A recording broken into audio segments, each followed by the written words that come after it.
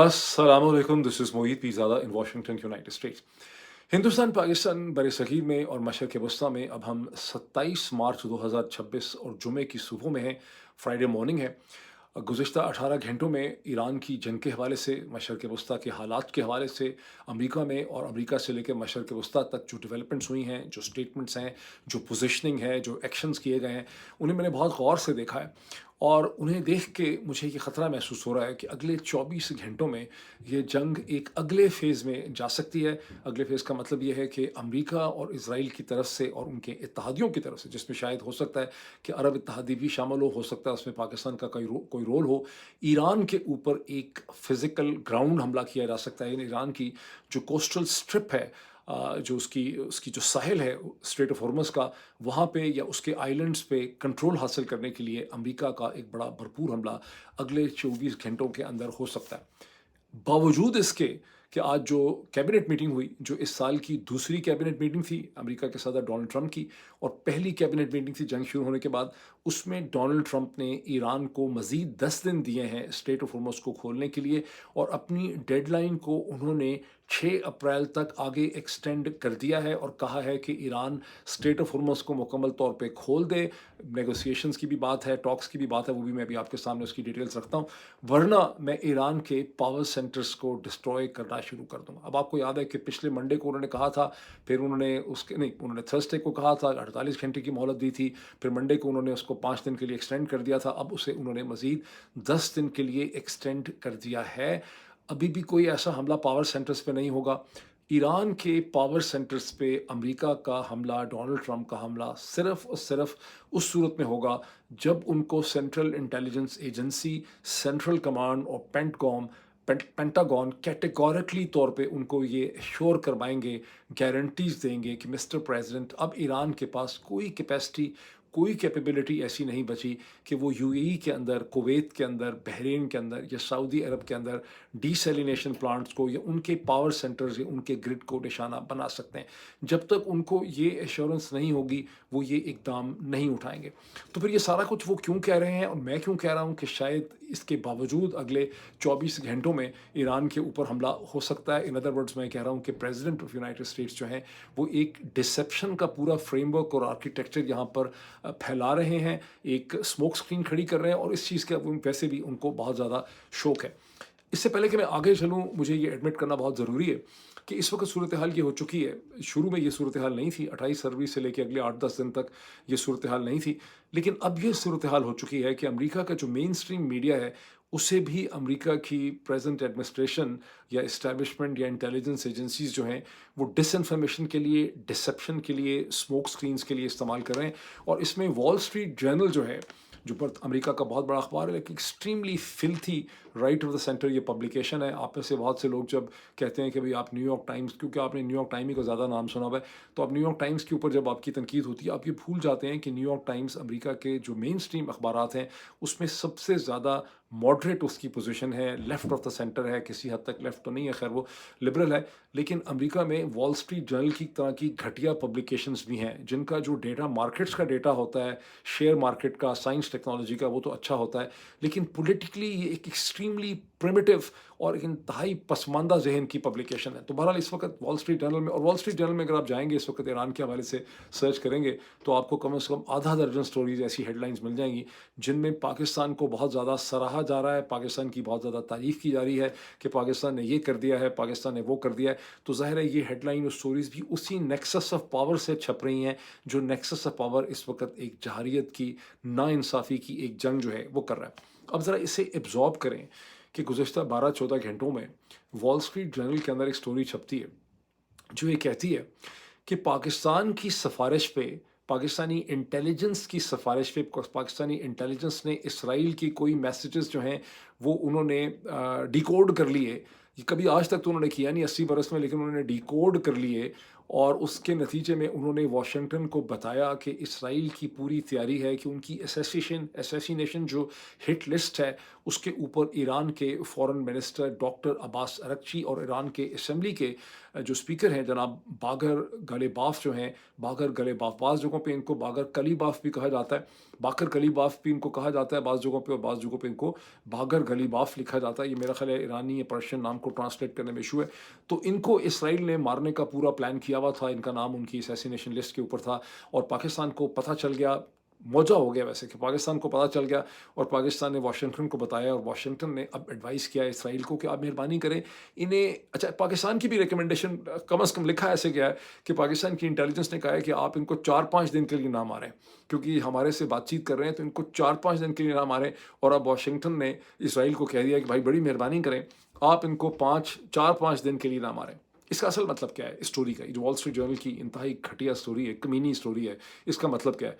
इस स्टोरी के ज़रिए डॉक्टर अब्बास तरगची को और बाकर कालिबाफ जो हैं, उनको ये बेसिकली अल्टीमेटम दिया गया है कि हमें ये शक है कि तुम हमारी टॉक्स करवा सकते हो, तुम टॉक्स करवाओ हमारी, ऑर्गेनाइज़ करवाओ हमारी टॉक्स आईआरजीसी के साथ।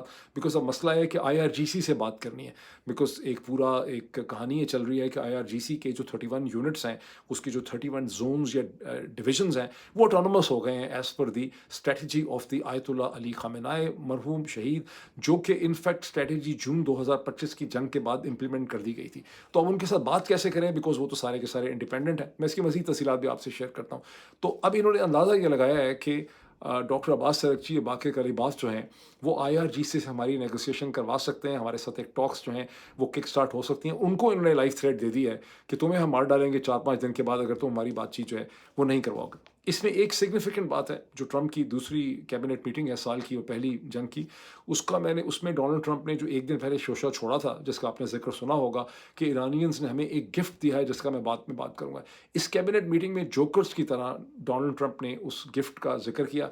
पहले उन्होंने स्टीव विटकॉफ से पूछा कि स्टीव मैं बता दूं कि मुझे बताने की इजाज़त है, और स्टीव ने आगे से जवाब ये दिया, उसकी आवाज़ आप सुन सकते हैं वीडियो में, कि प्रेसिडेंट आपको कौन रोक सकता है, मतलब आपको पूरी इजाज़त है, आप जो चाहें कर लें, और उस पे कोई तुम्हारे सीक्रेट्स तो नहीं खुल जाएंगे, तुम्हारी नेगोशिएशन तो ख़राब नहीं हो जाएगी। उसने कहा प्रेसिडेंट आप जो चाहें कर लें। और फिर वहाँ पे कहा कि स्ट्रेट ऑफ हॉर्मज़ से 8 ऑयल टैंकर बड़े बड़े जो हैं वो गुजरे हैं पाकिस्तान का झंडा लहराते हुए, और वो हमने उनसे कहा था जिनसे हम बात कर रहे थे। अब इशारा ज़ाहिर है क्लियरली ये जा रहा है डॉक्टर अब्बास तरगची और बाकर गलीबाफ की तरफ, कि जब उनसे हमारी बातचीत हो रही थी, या तो हमने उनको कहा कि हमें कैसे ये पता चल सके। ये सब अल्फाज डोनाल्ड ट्रंप ने कहे नहीं हैं, डोनाल्ड ट्रंप ने आधी पिछड़ी किस्म की स्टेटमेंट्स दी हैं, मैं उसकी पूरी तशरीह करके आपके सामने रख रहा हूँ। तो डोनाल्ड ट्रंप ये कह रहे हैं कि हमने उनको कहा कि प्रूव करो कि तुम्हें सिस्टम पे कंट्रोल हासिल है, और उन्होंने ये पाकिस्तानी झंडे वाले 8 ऑयल टैंकर वहाँ से स्ट्रेट ऑफ हॉर्मज़ से गुजरने दिए, और बाद में 2 और गुजरने दिए, ये साबित करने के लिए कि देखें हम सिस्टम को मैनेज करते हैं, कंट्रोल करते हैं, या हमारा सिस्टम के अंदर असर रसूख है। मुझे ऐसा लगता है कि ये जो कोई भी है, ये अब्बास तरगची थे या बाकर गलीबाफ थे, या जिससे भी इनकी बात हो रही है, उस बेचारे ने नादानी से अपने डेथ वारंट पे साइन कर दिए हैं। बिकॉज़ ये जो ऑयल टैंकर वाली बात अगर सही है, बिकॉज़ मैंने आपको शुरू में कहा कि बेतहाशा डिसइन्फॉर्मेशन है जो व्हाइट हाउस से फैलाई जा रही है, व्हाइट हाउस की टीम्स फैला रही हैं। लेकिन अगर ये बात सही है, तो उन ईरानियन ऑफिशियल्स ने, उन ईरानियन अथॉरिटीज़ ने ये साबित कर दिया है कि हम आईआरजीसी पे कंट्रोल एक्सरसाइज करते हैं। इन अदर वर्ड्स, उन्होंने अपनी ज़िंदगी को ख़तरे में डाल दिया। अच्छा, अब रियलिटी क्या है इसराइल की असैसिनेशंस की? देखें, इसराइल को जहाँ जो को मिल रहा है, उसे वहीं इसराइल जो है ना असैसिनेट करता चला जा रहा है उनकी हिट लिस्ट में। वो बिल्कुल अमेरिका की परवाह नहीं करते। ये सारी एक फिक्शन है। इसराइली मनमानी करते हैं, उन्हें अच्छी तरह से ये पता है कि हम जो भी कर गुजरेंगे, अमेरिकन जो हैं वो बाद में उसे एक्सेप्ट कर लेंगे। इसलिए इसराइल को जो वहाँ नज़र आ रहा है, वो उसको वहाँ पे उड़ाते चले जा रहे हैं। और अब एक आपके ज़हन में एक सवाल पैदा होना चाहिए, बड़ा क्रूशल क्रिटिकल क्वेश्चन है। वो सवाल आपके ज़हन में ये पैदा होना चाहिए, क्या दुनिया हमेशा से ऐसी ही थी? कि दुनिया हमेशा से इतनी ही बुराई पे मबनी थी, उसमें इतनी ही नाइंसाफ़ी थी, इतना ही इनजस्टिस था, इतना ही ज़ुल्म था, इतनी ही मनमानी थी? बहुत से लोग समझते हैं, मेरी बीवी भी उनमें शामिल है, उनका ख़्याल है कि दुनिया हमेशा से ऐसी थी। वो ये कहती हैं कि आखिर होलोकॉस्ट भी तो हुआ, आखिर दुनिया में चंगेज़ ख़ान भी तो था, इस किस्म की जंगें होती थीं, लाखों लोग मर जाते थे। अफ्रीका में क्या हुआ, इधर क्या हुआ, पहली जंग अज़ीम हुई, दूसरी जंग अज़ीम हुई। लेकिन मैं इससे इत्तेफ़ाक़ नहीं करता। मेरे ख़्याल है कि दुनिया हमेशा से ऐसी नहीं थी। इस वक़्त जो इनजस्टिस का लेवल है, नाइंसाफ़ी का, मनमानी का दुनिया में, वो पहले के मुकाबले में कहीं ज़्यादा है। जो हमारी माज़ी की दुनिया थी, जो मिडीवल वर्ल्ड थी, उसमें इस किस्म का इनजस्टिस नहीं था। अब आप हैरान होंगे मैं क्या बात कर रहा हूँ। वो इसलिए नहीं था कि दुनिया में हमेशा एक बैलेंस ऑफ पावर एग्ज़िस्ट करता था। आपका कोई भी दुश्मन ऐसा नहीं होता था जिसको आप सिर्फ, हाँ, कोई यतीम बच्चे को मिलके आप कहीं मार डालें तो वो एक अलग बात है, लेकिन दुनिया में एक सेंस ऑफ बैलेंस इसलिए था कि आपको अपनी लड़ाइयाँ लड़नी पड़ती थीं और उसका आपको एक कीमत चुकानी पड़ती थी। अगर आप रोमन हिस्ट्री पढ़ेंगे, एक से ज़्यादा रोमन सीज़र और बादशाह या एम्परर ऐसा है जो मैदान जंग में या तो कैद हुआ है या खासे हैं, मैदान जंग में कैद हुआ है या वहाँ पे एक्सिक्यूट हो गया है या मारा गया है। क्रासस नाम का एक बहुत ही मशहूर रोमन स्टेट्समैन है, क्रैसस, जो पॉम्पी का और जूलियस सीजर का, ये तीनों मिलकर रोम पे हुकूमत करते थे फर्स्ट सेंचुरी बिफोर क्राइस्ट में। क्रैसस ने फतूहात के शौक में जब पर्शिया के साथ, उस वक्त पर्थिया था, पर्थियंस थे, उनके साथ पंगा किया। वो चाहता था उनका गोल्ड कैप्चर कर ले, तो उसको शिकस्त हो गई और उसके मुंह में उसको खड़ा करके जो मोल्टन गोल्ड, जो उबलता हुआ सोना था, वो ईरानियों ने उसके मुंह में डाला था, रोमन जनरल क्रैसस के मुंह में। इसी तरह से ऑटोमन एम्पायर का एक से ज़्यादा जो सुल्तान है वो मैदान जंग के ऊपर घायल हुआ। बायस यलदरम का आपने किस्सा ज़रूर सुना होगा कि अमीर तैमूर ने उन्हें एक पिंजरे में कैद कर दिया था। मतलब ये 15वीं सदी के शुरू में उनको पिंजरे में, जहाँ वो जाते थे, कहते हैं कि अपने साथ ऑटोमन सुल्तान को पिंजरे में डाल के अपने साथ ले जाते थे। तो माजी की जो जंगें थीं वहाँ पर रियासतों को और डिसीजन मेकर्स को उसकी कीमत चुकानी पड़ती थी। इस वक्त टेक्नोलॉजिकल डेवलपमेंट की वजह से एक ऐसी पावर एसिमेट्री पैदा हो गई है कि डोनाल्ड ट्रंप को, नेतन्याहू को, ये सारे डिसीजन मेकर्स को बिल्कुल भी ये ख़तरा नहीं है कि हमें इसकी कोई कीमत चुकानी पड़ेगी। और अगर देखें भी, अगर ये फिगर्स 13 सर्विसमैन के गलत हैं भी, तो कोई बहुत ज़्यादा लॉस ऑफ लाइफ नहीं हुआ। अगर ईरान के पास ऐसी कैपेबिलिटी होती कि यहाँ पर सैकड़ों हज़ारों बॉडी बैग्स वापस आते, तो फिर ये इस किस्म की जंगें जो हम देख रहे हैं, मनमानी की जंगें जो हो रही हैं, जो जो वॉर्स ऑफ चॉइस हैं, ये दुनिया में इस तरह से ना हो रही होती। ये एक ऐसा सब्जेक्ट है जिसके ऊपर मैं चाहूँगा कि ज़्यादा मैं कभी आपको एक्सप्लेन भी करूँ, किसी किसी एक्सपर्ट के साथ भी इसके हवाले से मैं बात करूँ कि ये दुनिया में, तो दुनिया को एक नए मॉरल ऑर्डर की तलाश है। और मैंने बड़ी रिसर्च की है समझने के लिए, मुझे लग रहा है कि इतनी जल्दी से दुनिया को कोई नया बैलेंस नहीं मिल सकेगा। और ये आने वाले दिन जो हैं ये बहुत ज़्यादा पेनफुल होंगे दुनिया के लिए। अगर ईरान को एक सेल्फ रिस्पेक्टिंग डील नहीं मिल सकती, अगर ये सारा प्लान जो ईरान पे इम्पोज किया जा रहा है, ये इसी तरह से इसमें कामयाब हो जाती हैं ये Zionist and Christian evangelical powers, तो फिर कोई भी, ये बहुत से ऐसे लोग जो इस वक्त ईरान को मारने में और ठोकने में साथ साथ मिले हुए हैं, मशरक़ वस्ती के पाकिस्तान समेत, इन सब के लिए ख़तरात बढ़ जाएंगे।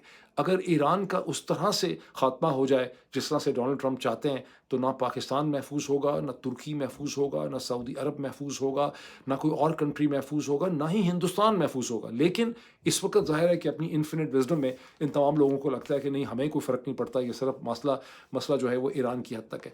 तो ये एक एसिमेट्रिक पावर प्रोजेक्शन है। बल मूविंग फॉरवर्ड, बात लंबी हो गई। एक और इम्पॉर्टेंट डेवलपमेंट दिन की जो इन सारी चीज़ों के साथ जुड़ी हुई है, इस पूरी कहानी के साथ, वो थर्सडे मॉर्निंग में इसराइली डिफेंस फोर्सेस ने क्लेम किया कि उन्होंने ईरान के एक बहुत इंपॉर्टेंट नेवल कमांडर IRGC के अली रज़ा तंगसीरी जो हैं, उन्होंने हलाक कर दिया है, टारगेट किया है। इसे फौरी तौर पे ब्रैड कूपर जो सेंटकॉम को हेड करते हैं, एडमिरल ब्रैड कूपर, उन्होंने वेलकम किया। उन्होंने कहा कि वाकई ये बहुत बड़ी कामयाबी है, स्ट्रेट ऑफ हॉर्मुज़ हमने अब महफूज कर ली है। और बताया जाता है कि अली रज़ा तंगसीरी जो हैं, ये एक्सपर्टीज़ रखते थे ड्रोन टेस्टिंग या मिसाइल टेस्टिंग में, और बहुत सी जो स्ट्रेटजी थी स्ट्रेट ऑफ हॉर्मुज़ की, वो इसी किस्म के लोगों के पास थी। ताहम अकॉर्डिंग टू न्यूयॉर्क टाइम्स, जहाँ इसका एक एनालिसिस छपा है, कि इसकी बिल्कुल भी कोई एस्टिमेशन नहीं की जा सकती कि अली रज़ा तंगसीरी के मारे जाने से स्ट्रेट ऑफ हॉर्मुज़ पे ईरान की गिरफ्त कोई कमज़ोर हो गई है या उनकी सेकंड लाइन कितनी कामयाब है। लेकिन याद रखें कि मैंने आपको ये कहा था, और ईरान की ऑफिशियल पोजीशन भी 2-3 दिन पहले यही थी, जब आप बहुत चर्चा सुन रहे थे डोनाल्ड ट्रंप के 15 नुकात का, और पाकिस्तान बड़ा मीडिएशन करवा रहा था और मुलाकातें होने वाली थी। तो मैंने आपको कहा था कि ये सब एक डिसेप्शन है।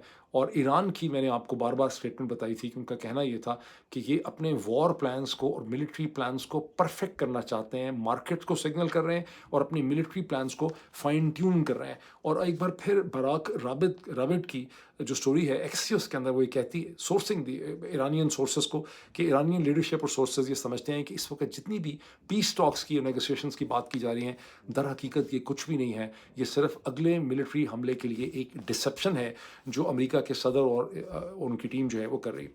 अब आए उस सेकंड कैबिनेट मीटिंग की तरफ, जो कि जंग के बाद से पहली कैबिनेट मीटिंग है डोनाल्ड ट्रंप की। इसमें जिसमें ट्रंप ने डेडलाइन दी कि मैं 6 अप्रैल तक की डेडलाइन देता हूँ।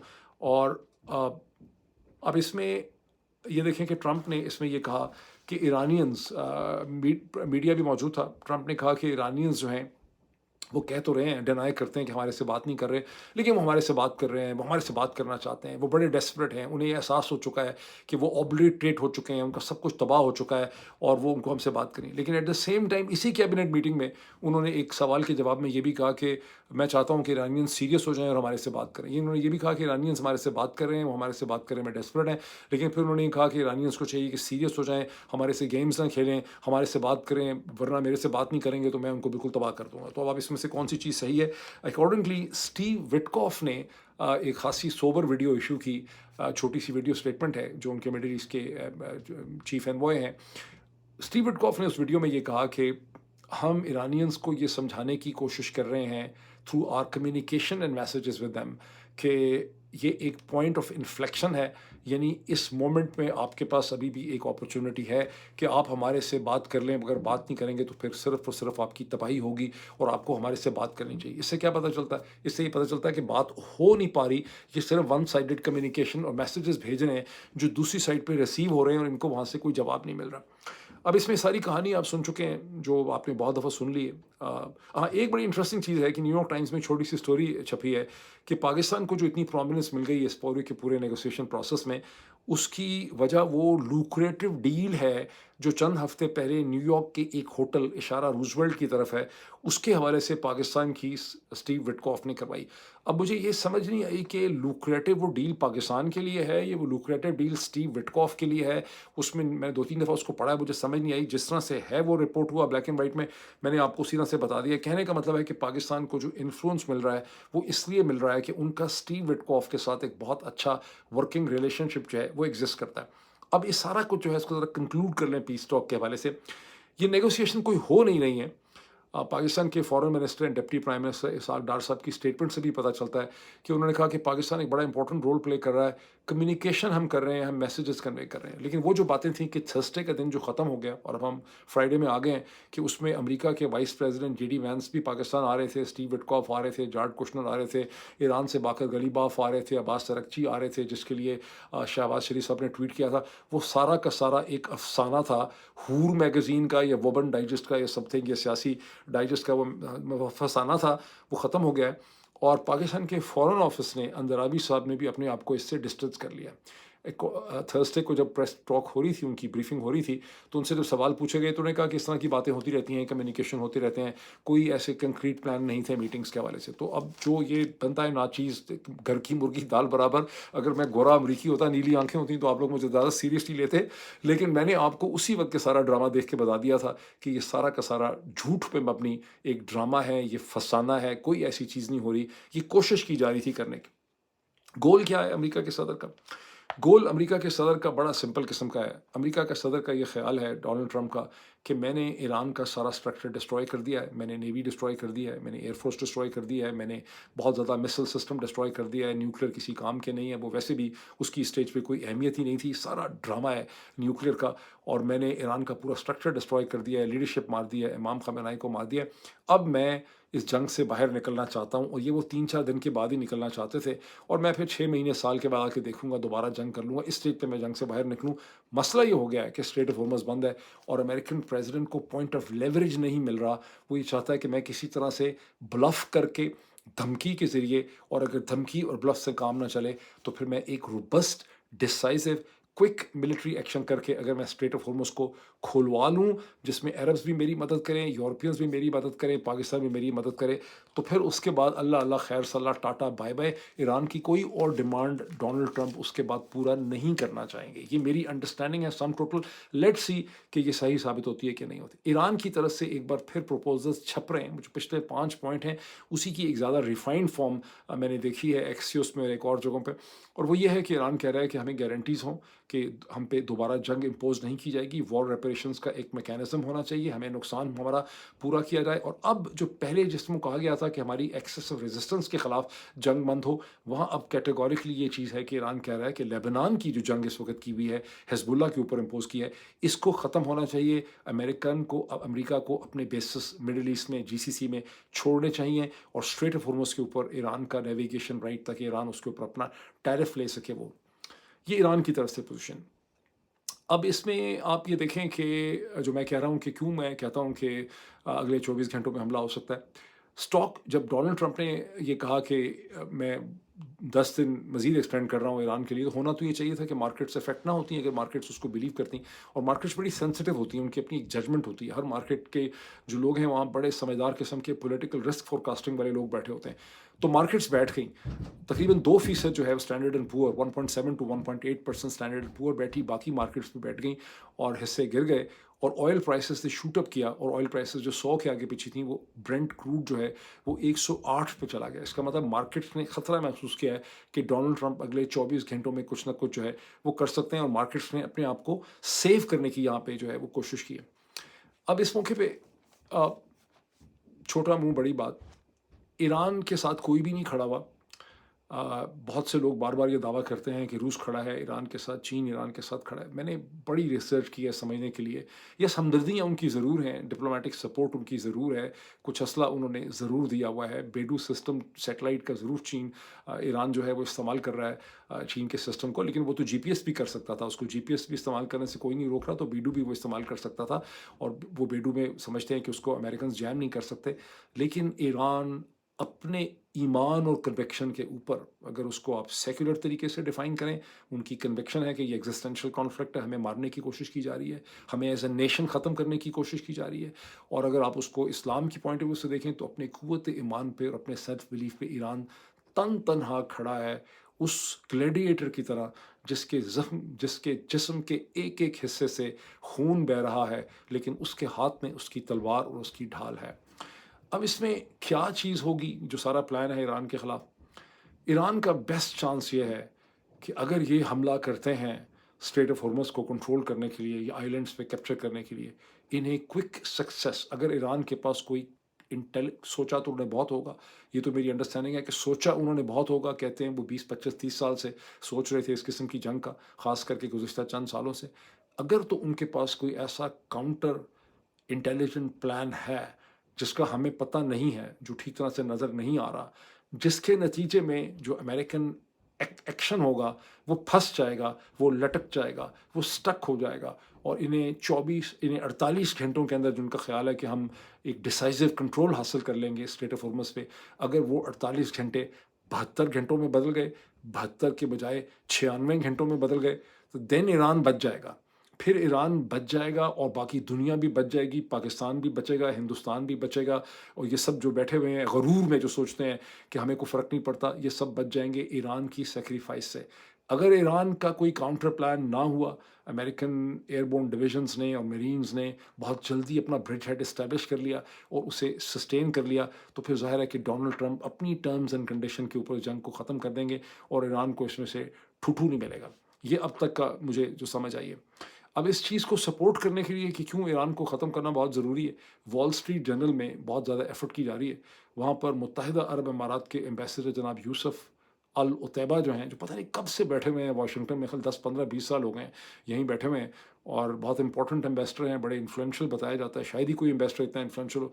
उन्होंने एक ऑपेड पीस लिखा है वॉल स्ट्रीट जर्नल में, जिसमें उन्होंने कहा है कि UAE stands in opposition to Iran, जिसमें उन्होंने यूएई की तारीफ़ें करने में ज़मीन आसमान के कुलाबे मिला दिए हैं। उन्होंने कहा है कि हम एक मॉडर्न, हमारा और ईरान का कंट्रास्ट बड़ा वाज़ेह है। हम 50 साल से दुनिया को बता रहे थे और गुज़िश्ता चंद दिनों में बात साबित हो गई है कि ईरान दुनिया के लिए, स्ट्रेट ऑफ हॉर्मज़ के लिए, शिपिंग के लिए, बिज़नेस के लिए कितना ख़तरनाक है। ये सिविलाइज नहीं है, बारबैरिक हैं।